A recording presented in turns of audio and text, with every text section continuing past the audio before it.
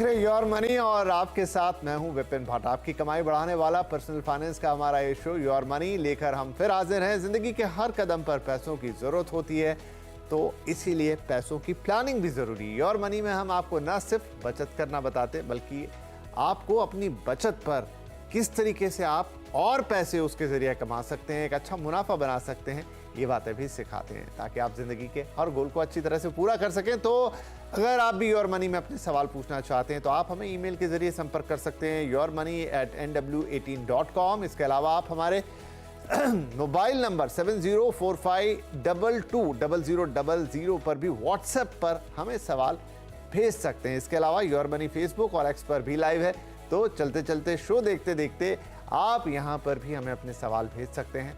हम अपने एक्सपर्ट से उनके जवाब लेंगे। तो आज हमारे साथ कार्यक्रम में शामिल हो रहे हैं वाइस इन्वेस्ट के सीईओ हेमंत रस्तगी साहब। हेमंत जी, बहुत स्वागत है आपका योर मनी में। तो हेमंत जी से ढेर सारी बातें होंगी, आपके पोर्टफोलियो पे सजेशन लेंगे और हमेशा की तरह एक खास टॉपिक पर उनके विचार जानेंगे। तो आज हम बात करने जा रहे हैं सबसे पहले कि रिवर्स मॉर्गेज नाम की एक टर्म होती है, आखिर ये क्या होता है, आपके लिए कैसे फायदेमंद है, क्या इस्तेमाल हो सकता है इसका और आपकी फाइनेंशियल प्लानिंग में ये कहां बैठता है। तो हेमंत जी, कई लोगों के लिए हो सकता है ये थोड़ी सी अनजानी टर्म हो, तो मैं भी वहीं से शुरू करता हूं। रिवर्स मॉर्गेज क्या है? देखिए Vipin, I think reverse mortgage काफी इंपॉर्टेंट है, स्पेशली सीनियर सिटीजन के लिए। बट हमारे देश में ये बहुत ज्यादा पॉपुलर नहीं है, तो शायद ये बात सही है कि बहुत ज्यादा लोगों को इसके बारे में अवेयरनेस ना हो, बट आई थिंक उनके लिए इंपॉर्टेंट है ये जानना। तो अगर हम इसको सरल भाषा में कहें तो रिवर्स मॉर्गेज का मतलब ये है कि सीनियर सिटीजन जो है, अगर उनके पास कोई रेजिडेंशियल प्रॉपर्टी है सेल्फ एक्वायर्ड, उसके सामने वो लोन ले सकते हैं। यानी वो बैंक के पास जा सकते हैं, अगर वो चाहते हैं कि उस प्रॉपर्टी से कुछ अपने लिए इनकम जनरेट करें तो बैंक के पास या हाउसिंग फाइनेंस कंपनी के पास जा सकते हैं। वो उस प्रॉपर्टी की वैल्यूएशन करते हैं और उसके सामने उनको इनकम जनरेट करके लोन के द्वारा वो दिया जाता है। इसको अगर हम और सिंपल भाषा में समझने की कोशिश करें तो इसको कंपैरिजन करते हैं हम हाउसिंग लोन से। हाउसिंग लोन जब हम लेते हैं तो हमें लोन चुकाने के लिए ईएमआई पे करना पड़ता है। रिवर्स मॉर्गेज जब हम करते हैं तो प्रॉपर्टी के अगेंस्ट इनकम जनरेट करने के लिए तो बैंक या हाउसिंग फाइनेंस कंपनी हमें इनकम देती है। वो मंथली भी हो सकती है, वो क्वार्टरली भी हो सकती है, वो हाफ ईयरली ईयरली भी हो सकती है। उसका कुछ हिस्सा जो है वो आपको लमसम भी मिल सकता है, आपको वहां पे लिमिट्स है। तो जैसा कि आप देख सकते हैं कि रिवर्स मॉर्गेज जो है सीनियर सिटीजन्स अपने लिए अपनी प्रॉपर्टी का इस्तेमाल कर सकते हैं रेगुलर इनकम जनरेट करने के लिए। यहाँ पे कुछ कंडीशंस हैं जिनको जानना बहुत जरूरी है। सबसे पहले जैसा मैंने कहा, वो सिर्फ सीनियर सिटीजन यानी उनकी उम्र 60 या 60 से ज्यादा होनी चाहिए, तभी आप प्रॉपर्टी के अगेंस्ट रिवर्स मॉर्गेज कर सकते हो। अगर आप जॉइंटली अपने स्पाउस के साथ अप्लाई कर रहे हो तो स्पाउस की जो एज है वो मिनिमम 55 ईयर्स होनी चाहिए। ये जो प्रॉपर्टी है वो सेल्फ एक्वायर्ड होनी चाहिए और वो रेजिडेंशियल प्रॉपर्टी होनी चाहिए। यानी अगर ये प्रॉपर्टी आपको एज ए गिफ्ट मिली है या इनहेरिटेड है तो उसके सामने आप रिवर्स मॉर्गेज नहीं कर सकते। इसकी जो लाइफ है वो 20 साल से ज्यादा नहीं होनी चाहिए, इसके प्रॉपर्टी के सामने कोई लोन नहीं होना चाहिए। तो ये कुछ कंडीशंस हैं। इसके बाद जैसा मैंने कहा, जब आप बैंक के पास जाएंगे या हाउसिंग फाइनेंस कंपनी के पास जाएंगे, वो उनकी वैल्यूएशन करेंगे और उसके सामने 60 to 80% अमाउंट सैंक्शन करेंगी एज ए लोन, जो आपके लिए रेगुलर इनकम जनरेट करेगा। जैसे मैंने पहले कहा, आप फ्रीक्वेंसी डिसाइड कर सकते हैं, अगर आप चाहें तो कुछ पैसा लमसम भी ले सकते हैं, लेकिन वहां पे रेस्ट्रिक्शन ये है कि वो लोन का 50%, बट वो जो कैप किया उन्होंने 15 लाख से ज्यादा आपको लमसम नहीं मिलेगा, क्योंकि जिस इस अमाउंट को आप किसी भी या तो मेडिकल एक्सपेंसेस या किसी भी जरूरत के लिए आप उसको पूरा कर सकते हो। सबसे इंपॉर्टेंट एस्पेक्ट विपिन यहाँ पे रिवर्स मॉर्गेज का ये है कि जब सीनियर सिटीजन लोन लेते हैं बैंक से प्रॉपर्टी के अगेंस्ट, जिसको हम रिवर्स मॉर्गेज बोल रहे हैं, वो उस प्रॉपर्टी में लोन लेने के बाद भी रह सकते हैं। उनको अपनी लाइफ टाइम में उस लोन को रीपे करने की जरूरत नहीं है। यानी अगर वो जब तक वो अलाइव है तब तक वो उस प्रॉपर्टी में रह सकते हैं। और जैसा मैंने पहले कहा, अगर ये जॉइंटली लिया गया है तो प्राइमरी एप्लीकेंट की डेथ के बाद जो सेकंड एप्लीकेंट है वो भी पूरी उम्र उसमें रह सकते हैं। उसके बाद ही जो बैंक है वो आपकी प्रॉपर्टी को एक्वायर करेगा।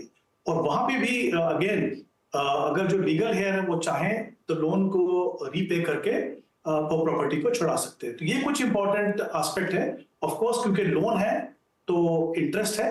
यहाँ पे भी फर्क समझने की जरूरत है कि जब आप हाउसिंग लोन लेते हैं तब आप जो इंटरेस्ट पे करते हैं वो आउटस्टैंडिंग लोन के ऊपर पे करते हैं, रिवर्स मॉर्गेज में जो आप इंटरेस्ट पे करते हैं, जो तकरीबन 9.5 से 11% डिपेंडिंग ऑन आप कहां से लेते हैं, वो आप सिर्फ आपको जो रेगुलर इनकम दी गई है उसके सामने देते हैं। कुछ चार्जेस हैं आपके नॉर्मल, जैसे वैल्यूएशन चार्जेस हो गए, एग्रीमेंट चार्जेस, वो चार्जेस हैं, उसको भी लोन का हिस्सा बनाया जाता है। तो जैसे हम देख सकते हैं कि अगर कोई सीनियर सिटीजन है, उनके पास प्रॉपर्टी है, उनको लगता है कि जितनी इनकम उनको चाहिए उनके पास नहीं है, तो वो रिवर्स मॉर्गेज के द्वारा अपनी प्रॉपर्टी जिसको उन्होंने बनाया है ओवर ए लाइफ टाइम, उससे अपनी इनकम को जनरेट कर सकते हैं। तो ये बहुत ही इंपॉर्टेंट कॉन्सेप्ट है और मुझे लगता है जैसे जैसे जानकारी होगी हमारे देश में सीनियर सिटीजन को, वो उसका लाभ उठा पाएंगे। और मुझे लगता है ये, जैसे मैंने कहा, बहुत ही एफिशिएंट तरीका है, स्पेशली जब आपको पता हो कि आपके पास उतनी इनकम नहीं है जितनी आपको चाहिए।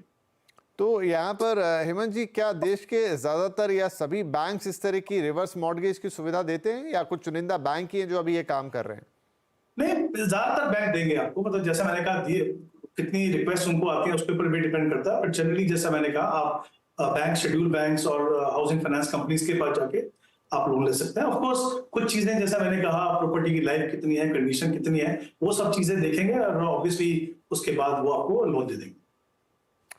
राइट तो ये था reverse mortgage. I think Hemant ji ने इसके बारे में सारी बातें बता दी हैं कि ये किस तरीके से काम करता है, इसके फायदे क्या हैं, किन लोगों के लिए है। और जैसा वो कह रहे हैं कि ऑलमोस्ट ज़्यादातर बैंक्स इस तरह की सुविधा आप देने लगे हैं। भारत में बहुत प्रचलित नहीं है ये कॉन्सेप्ट, लेकिन धीरे धीरे अब जोर पकड़ रहा है। और ये खास तौर पे उन लोगों के लिए है जिन्हें लगता है कि आफ्टर द रिटायरमेंट कुछ पैसों का हिसाब किताब ऊपर नीचे है, तो ज़िंदगी भर मेहनत करके जो प्रॉपर्टी आपने बनाई है, खड़ी की है, वही प्रॉपर्टी जीवन के इस हिस्से में आपके काम आ सकती है।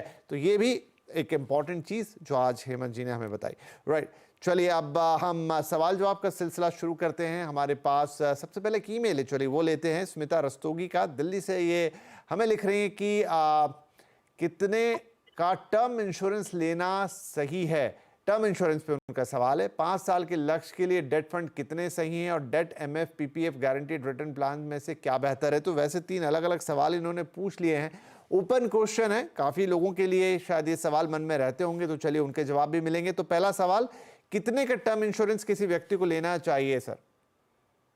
आई थिंक ये बहुत ही इंपॉर्टेंट सवाल है। देखिए, जब भी हम इन्वेस्टमेंट की बात करते हैं विपिन, तो आई थिंक उसके लिए तो हम प्लान करते ही हैं, हमारे गोल्स होते हैं, उसके हिसाब से हम अपनी इन्वेस्टमेंट करते हैं। बट क्या होता है कि वो ऑब्वियसली हम ये मान के चलते हैं कि हमारी हेल्थ ठीक रहेगी, हम अर्न कर पाएंगे, हमारी लाइफ टाइम में हम इतना पैसा जमा करेंगे। लेकिन हम जानते हैं कि हमारी लाइफ में एक रिस्क है, वो हमारी लाइफ को रिस्क हो सकता है। अगर कुछ अनफॉर्चुनेट इवेंट होता है तो ऑब्वियसली जो फैमिली की जो रिक्वायरमेंट्स हैं, जो फाइनेंशियल नीड्स हैं, वो तो वहीं की वहीं रहेंगी। तो उसके लिए जो है कहीं ना कहीं उसको आपको कवर करने की जरूरत है, और वहीं पे इंश्योरेंस जो है बहुत ही इंपॉर्टेंट एस्पेक्ट है। और इंश्योरेंस में भी इंपॉर्टेंट है कि आप प्योर रिस्क कवर लें, जो टर्म प्लान की उन्होंने बात की है, और उसका जो कवर है जितना, वो भी एडुकेट होना चाहिए। अगर आपने सही प्रोडक्ट चुना और कवर जो एडिक्वेट नहीं है, तो फिर ऑब्वियसली जो पर्पस है वो डिफीट होता है। यहाँ पे एक थंब रूल आप फॉलो कर सकते हैं। जनरली हम कह सकते हैं कि 10 से 15 गुना आपकी एनुअल इनकम का आपका इंश्योरेंस कवर होना चाहिए। और एनुअल इनकम के साथ साथ और भी अगर आपकी रिक्वायरमेंट्स हैं, नीड्स हैं, कुछ लायबिलिटीज है, उनको भी आपको कंसिडर करना चाहिए। क्योंकि ऑब्जेक्टिव यहाँ पे ये है कि जैसे मैंने कहा, अगर कोई अनफॉर्चुनेट इवेंट होता है तो फैमिली फाइनेंशियली अगले 10-15 साल तक सिक्योर होनी चाहिए। और अगर कोई बड़ी लायबिलिटी है जिसको पे करना है, तो वो भी यहाँ पे कवर हो सकती है। तो जैसा मैंने कहा कि जो टर्म प्लान है वो बहुत ही इंपॉर्टेंट है, और साथ ही क्वांटम जो है वो सही होना चाहिए। बट ये थंब रूल की हमने बात की, बट कहीं ना कहीं आपको अपनी पर्सनल रिक्वायरमेंट और अपनी पर्सनल नीड्स को देखना है। बट इंपॉर्टेंट है कि आपका जो कवर है वो एडिक्वेट हो। ठीक है जी। इनके सवाल का दूसरा हिस्सा था कि अगर आपका लक्ष्य 5 साल या उससे ज्यादा का है, ऐसे में डेट फंड कितने इंपॉर्टेंट रहेंगे? देखिए विपिन, ये ऐसा टाइम होराइजन है 5 साल के करीब का, बहुत लंबा समय नहीं है। इसमें दोनों चीजें भी आपको ध्यान रखना पड़ता है। आप चाहते हैं कि पैसे की सेफ्टी भी रहे और कहीं ना कहीं आपको थोड़ा हेल्दी रिटर्न भी मिले। तो इसीलिए थोड़ा सा ट्रिकी हो जाता है कभी कभी, और कहीं ना कहीं इन्वेस्टर्स का ध्यान लगता है कि डेट फंड में जाएं। देखिए, डेट फंड डेफिनेटली एक इन्वेस्टमेंट ऑप्शन हो सकती है, but at the end of the day वो भी मार्केट लिंक प्रोडक्ट्स हैं। 16 कैटेगरीज हैं डेट फंड की, आप किस कैटेगरी में इन्वेस्ट करते हैं वो भी बहुत इंपॉर्टेंट है। वहां पे अगर आप मान लीजिए शॉर्ट टर्म डेट फंड में इन्वेस्ट कर रहे हैं या पीएसयू डेट में इन्वेस्ट कर रहे हैं तो ठीक है, बट अगर आप लॉन्गर ड्यूरेशन में जाते हैं तो फिर आपको इंटरेस्ट रेट पे ध्यान रखना पड़ेगा, जैसा कि हम जानते हैं कि वहां पे इनवर्स रिलेशनशिप है इंटरेस्ट रेट और बॉन्ड प्राइसेस में, तो वो उस चीज का आपको ध्यान रखना पड़ेगा। मेरा ये मानना है कि हालांकि 5 साल के टाइम होराइजन के लिए डेट फंड डेफिनेटली एक ऑप्शन हो सकती है, बट अगर एज एन इन्वेस्टर आपके पास थोड़ा सा इसका रिस्क प्रोफाइल ये है कि आप थोड़ा रिस्क ले सके, तो मुझे लगता है जो हाइब्रिड फंड है, जैसे कुछ कैटेगरी है इक्विटी सेविंग या बैलेंस एडवांटेज, जहां पे इक्विटी आर्बिट्राज और डेट तीनों का मिश्रण होता है। क्योंकि डेट के साथ प्रॉब्लम क्या है, एक तो मैंने कहा रिटर्न थोड़े कंपैरेटिवली कम होंगे, और जो भी आप इनकम मिलेगी, आपको जो भी रिटर्न मिलेगा वो आपकी एप्लीकेबल टैक्स रेट पे आपको टैक्स देना पड़ेगा, तो जो पोस्ट टैक्स रिटर्न है वो काफी कम हो जाती है। ये जो हाइब्रिड फंड की मैंने बात की, इक्विटी में एक्सपोजर रिस्ट्रिक्टेड है, आर्बिट्राज और डेट काफी हद तक उसको सेफ बनाता है, और यहाँ पे टैक्सेशन जो है वो इक्विटी की, यानी 1 साल के बाद जब आप निकालेंगे तो सिर्फ आपको 10% टैक्स पे करना। तो स्पेशली अगर आप हायर टैक्स ब्रैकेट में हैं तो हाइब्रिड फंड मुझे लगता है 5 या 6 साल का अगर आपका होराइजन है तो वो एक ज्यादा बेहतर ऑप्शन हो सकता है। जी, एंड एट लास्ट इनका सवाल जो था उसे हम चाहें तो संक्षेप में भी ले लें कि डेट म्यूचुअल फंड माफ कीजिएगा, पीपीएफ और गारंटीड रिटर्न प्लान, इन तीनों को कंपेयर करें तो कौन सा बेहतर है? देखिए विपिन जी, यहाँ पे तीनों के अपने प्रोज एंड कॉन्स हैं। डेट फंड की हमने बात की, मार्केट लिंक प्रोडक्ट्स हैं। अगर हम पीपीएफ है, स्मॉल सेविंग्स, और दूसरे ऑप्शंस की बात करें गारंटीड रिटर्न, तो ऑब्वियसली वहां सबसे बड़ा एडवांटेज है। नॉर्मली अगर आप bank fixed deposit, small savings, अगर आप पीपीएफ की बात कर रहे हैं तो पैसा भी वहां पे सेफ है, गारंटीड रिटर्न है। लेकिन ऑब्वियसली हर जगह पे आपको टैक्स फ्री रिटर्न नहीं मिलता, पोस्ट टैक्स रिटर्न कम होते हैं। आपका जो टाइम होराइजन है वो बहुत इंपॉर्टेंट है। मान लीजिए आप 3-4 साल के लिए इन्वेस्ट कर रहे हैं तो ऑब्वियसली वहां पे आप पीपीएफ या स्मॉल सेविंग स्कीम आपके लिए सूटेबल नहीं होगी। तो टाइम होराइजन देखिए, आपका जो पोर्टफोलियो मिक्स है वो देखिए, और जैसा मैंने पहले कहा, मैं फिर से कहूंगा कि अगर आपके पास रीजनेबल समय है तो आप मिक्स ले लीजिए। आप चाहिए तो दोनों ऑप्शन भी ले सकते हैं, बट साथ में अगर हाइब्रिड फंड्स को शामिल करेंगे तो कहीं ना कहीं आप बहुत ज्यादा कंप्रोमाइज भी नहीं करेंगे सेफ्टी पे, और आपकी रिटर्न जो है थोड़ी बेहतर हो सकती है। ठीक है, तो स्मिता, आपने जो मेल हमें भेजा और सवाल जो भेजे, आपका तो जवाब मिला, लेकिन आई थिंक बहुत सारे लोगों को कि टर्म इंश्योरेंस के लिए क्या गाइडलाइन होनी चाहिए, मतलब गाइडलाइन, सेल्फ गाइडलाइन क्या आप देख के लें, साथ ही डेट म्यूचुअल फंड्स और फिर उनकी कंपैरिजन, और 5 साल का होराइजन है तो कैसा, ये तमाम बातें और भी लोगों के लिए काफ़ी यूज़फुल रहेगी। राइट, अब हमारे अगले कॉलर हार्दिक जुड़ गए हमारे साथ गुजरात से। हार्दिक, बहुत स्वागत है आपका योर मनी में, बताइए अपना सवाल। जी सर, मेरा सवाल ये है कि मेरे पापा ने एंड मम्मी ने दोनों ने म्यूचुअल फंड में इन्वेस्ट किया है 8 साल के लिए, लॉन्ग टर्म के लिए सर इन्वेस्ट किया है। ओके, आप थोड़ा टीवी का वॉल्यूम म्यूट कर दीजिए। ठीक है, तो हाँ ठीक है, इन्वेस्टमेंट हो गई, इसके बाद?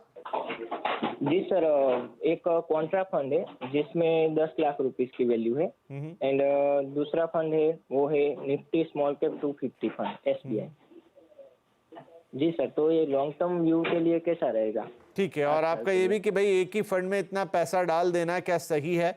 और 8 साल की स्ट्रेटजी है, मतलब 8 साल आपका है लॉन्ग टर्म के लिहाज से, तो क्या ये सही है? ओके ठीक है, हेमंत जी क्या सलाह होगी हार्दिक को? देखिए विपिन, यहाँ पे 2-3 इंपॉर्टेंट एस्पेक्ट है। एक तो उन्होंने कहा कि मैं इसको इंडिपेंडेंटली लूं, तो इन्होंने कहा कि 8 साल का समय है उनके पास, निफ्टी स्मॉल कैप 250 में उन्होंने इन्वेस्ट किया है। तो मुझे लगता है कि इंडिपेंडेंटली अगर मैं इसको एनालाइज करूं तो इस टाइम होराइजन के लिए स्मॉल कैप में पैसा लगाना में कोई प्रॉब्लम नहीं है। आई थिंक डेफिनेटली उतने लंबे समय में आप एक्सपेक्ट कर सकते हो। स्मॉल कैप में हमने ऑलरेडी काफी अच्छी रैली देखी है, उसमें थोड़ी अप्रीहेंशंस है कि शायद वैल्यूएशन का थोड़ा इशू है, बट अगेन मुझे लगता है over a period of time जिस तरह से हम इकोनॉमिक ग्रोथ की एक्सपेक्टेशन कर रहे हैं तो कहीं ना कहीं वैल्यूएशन भी रीजनेबल होगा आगे जाके, और आप अच्छी हेल्दी रिटर्न एक्सपेक्ट कर सकते हैं। लेकिन उसके अलावा भी 2-3 इंपॉर्टेंट फैक्टर है। एक आपने जिक्र भी किया, जैसे कि इतना बड़ा अमाउंट आपने डाला है, तो कहीं ना कहीं वो एक इंपॉर्टेंट एस्पेक्ट है कि जो 10 लाख रुपए इनके फादर ने जो इन्वेस्ट किया है वहां पे, वो आपके पोर्टफोलियो का कितना हिस्सा है। अगर ये आपके पोर्टफोलियो का काफी बड़ा हिस्सा है तो कहीं ना कहीं उन्होंने अपने पोर्टफोलियो को ज्यादा एग्रेसिव बनाया है। जैसे मैंने पहले कहा कि स्मॉल कैप में स्पेशली जिस इंडेक्स की बात कर रहे हैं, पोटेंशियल है रिटर्न का, लेकिन ये काफी ज्यादा वॉलेटिलिटी भी होती है वहां पे। तो अगर ये बहुत ज्यादा बड़ा प्रोपोर्शन है तो थोड़ा सा उनको रीथिंक करने की जरूरत है। और दूसरी बात, पोर्टफोलियो मिक्स पहले कैसा, अगर पोर्टफोलियो में ऑलरेडी मान लीजिए लार्ज कैप हैवी है और कहीं ना कहीं उनको लगता है थोड़ा अग्रेशन कर सकते हैं, तो प्रपोर्शन इन्वेस्टमेंट का और प्रपोर्शन स्मॉल कैप का, ये दोनों इंपॉर्टेंट एस्पेक्ट हैं कंसीडर करने के लिए। बट जैसा मैंने कहा, इंडिपेंडेंटली अगर मैं देखूं एज एन इन्वेस्टमेंट ऑप्शन, ये अच्छी ऑप्शन है बिकॉज टाइम होराइजन 8 साल का है। ठीक है जी, तो हार्दिक उम्मीद करते हैं कि इस सलाह के बाद आपके लिए अब थोड़ा विजन क्लियर हुआ, कैसे आगे बढ़ना है, क्या करना है। इन्वेस्टमेंट आप कर चुके हैं लेकिन उसे अंडरस्टैंड करना बड़ा इंपॉर्टेंट है, वो हेमंत जी ने आपको समझा दिया है। चलिए इसी के साथ हमारे लिए वक्त हुआ है एक छोटे से ब्रेक का, लेकिन ब्रेक के बाद और काफ़ी सारे इंटरेस्टिंग सवाल हैं, उन्हें लेकर आएंगे आपकी।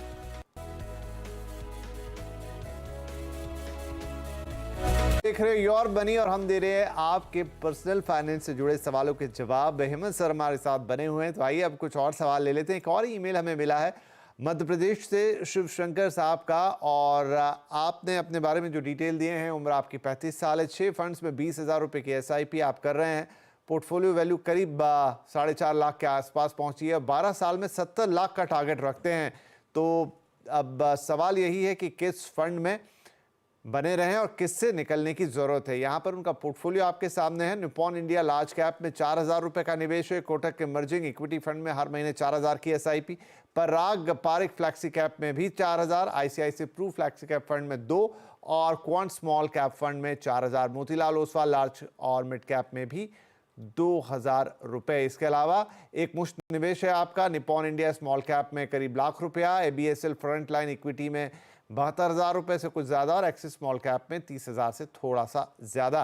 राइट, तो इस पोर्टफोलियो के साथ 12 साल में 70 लाख का टारगेट क्या पूरा हो पाएगा हेमंत जी? जी विपिन, आई थिंक पहले अगर उनके टारगेट की बात करें तो उन्होंने कहा कि 20,000 रुपए की SIP कर रहे हैं वो, और इनकी जो करंट वैल्यूएशन में अगर देखूं, दोनों को कंसीडर करूं, 12% की अगर एनुअलाइज रिटर्न मान के चलूं, तो इनका जो टारगेट है वो 70 लाख का वो डेफिनेटली पूरा होगा।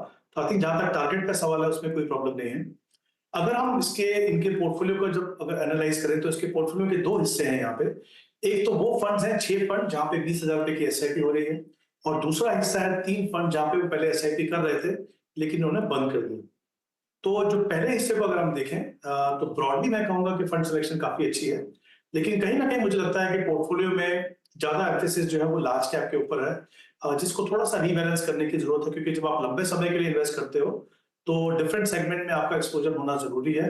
तो यहाँ पे हम देख सकते हैं कि Nippon India large cap fund है, उनके पास 2 फ्लेक्सी कैप फंड है, ICICI फ्लेक्सी कैप जहाँ पे 2,000 रुपए इन्वेस्ट कर रहे हैं, फिर पराग पारिक का फ्लेक्सी कैप है आई थिंक जहाँ पे 4,000 रुपए इन्वेस्ट कर रहे हैं, तो थोड़ा ओवरलैप भी है।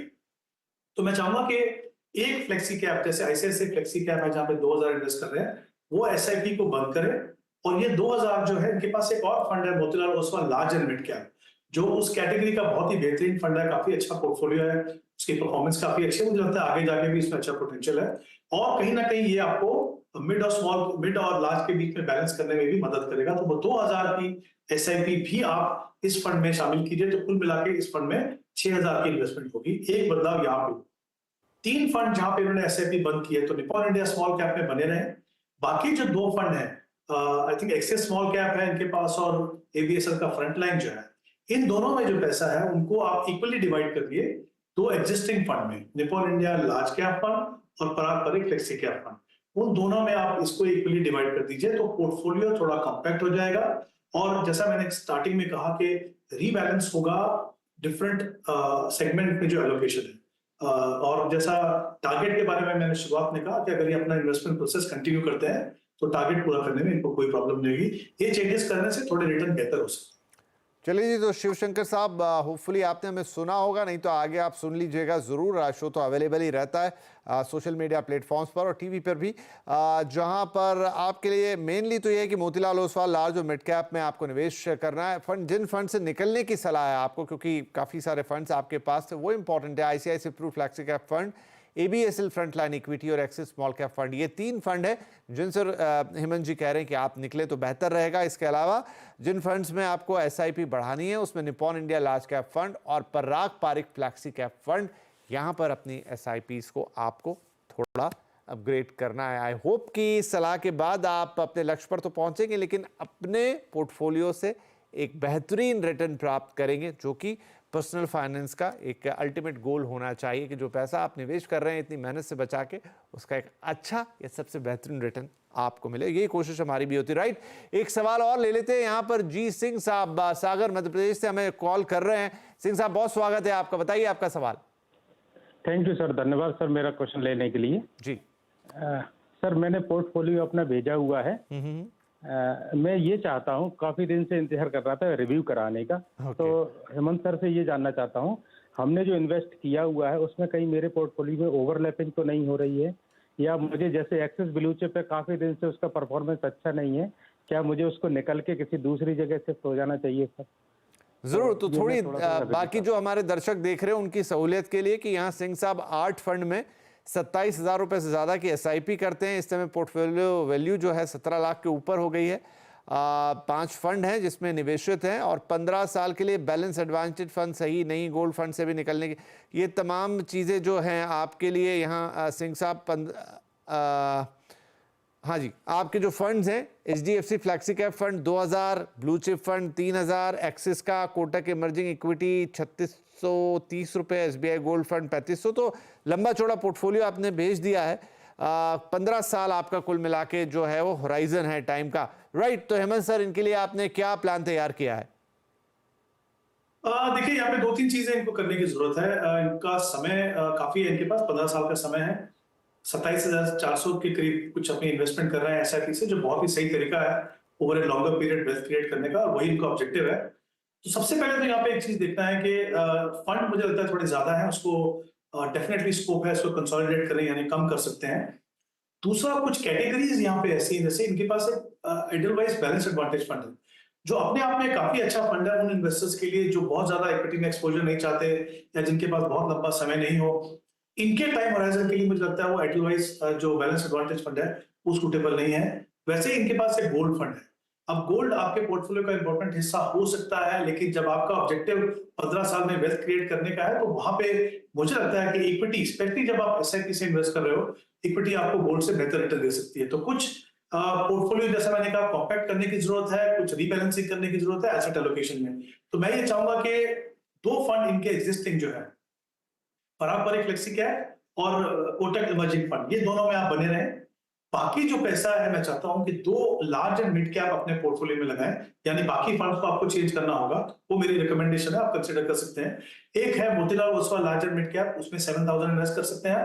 एक HDFC large and mid cap, इसमें 7,000 इन्वेस्ट कर सकते हैं। और जो बाकी पैसा बचेगा वहां पे एक स्मॉल कैप फंड लीजिए, क्योंकि समय आपके पास काफी है, तो वो एक निप्पॉन इंडिया स्मॉल कैप को आप कंसीडर कर सकते हैं। तो कुल मिला के जैसे आप देखेंगे 5 फंड है, पोर्टफोलियो में फोकस पूरा इक्विटी पे होगा। ये बात सही है कि इक्विटी एक्सपोजर ज्यादा होगा, पर क्योंकि समय लंबा है और आप SIP से इन्वेस्ट कर रहे हो, तो आपके लिए वो सूटेबल होगा। तो थोड़ा सा रीबैलेंसिंग और फंड को कम कीजिए, मुझे लगता है पोर्टफोलियो तैयार होगा आपके लिए अच्छी वेल्थ क्रिएट करने की।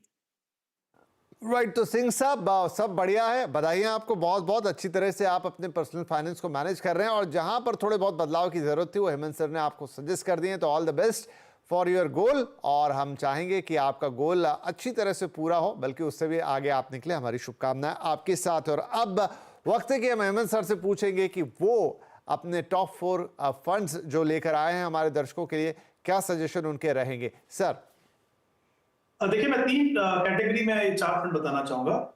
मल्टी कैप फंड में Kotak multi cap fund, large and mid cap 2 fund की मैंने अभी भी बात की, जैसे Motilal Oswal large and mid cap, HDFC large and mid cap, और फ्लेक्सी कैप में क्वांट फ्लेक्सी कैप। 3 कैटेगरी के 4 फंड है। चाहे आप एग्जिस्टिंग इन्वेस्टर हो, चाहे आप नए निवेशक हो, अगर आप एक डाइवर्सिफाइड पोर्टफोलियो बना रहे हो तो इन फंड्स को कंसीडर कर सकते हो ओवर द लॉन्गर टर्म में।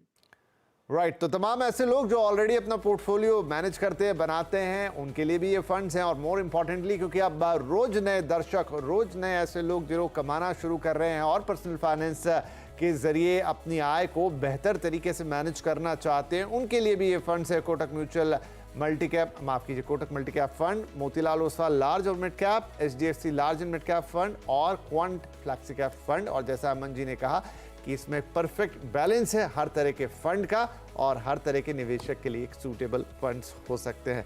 तो हेमंत जी, बहुत शुक्रिया, आपने वक्त निकाला, आज हमारे दर्शकों के सवालों के जवाब दिए और कुछ इंपॉर्टेंट बातें हमें बताई पर्सनल फाइनेंस के बारे में। तो बहुत बहुत धन्यवाद शो पे पधारने के लिए, और सभी दर्शकों का भी धन्यवाद कि आपने इतनी तसल्ली के साथ हमारे शो को सुना। हम उम्मीद करते हैं कि यहाँ से आपकी पर्सनल फाइनेंस की जर्नी और बेहतर होगी, आप अपनी कमाई पर और बेहतर रिटर्न्स प्राप्त करेंगे, और हमारी शुभकामनाएं हमेशा आपके साथ। नमस्कार।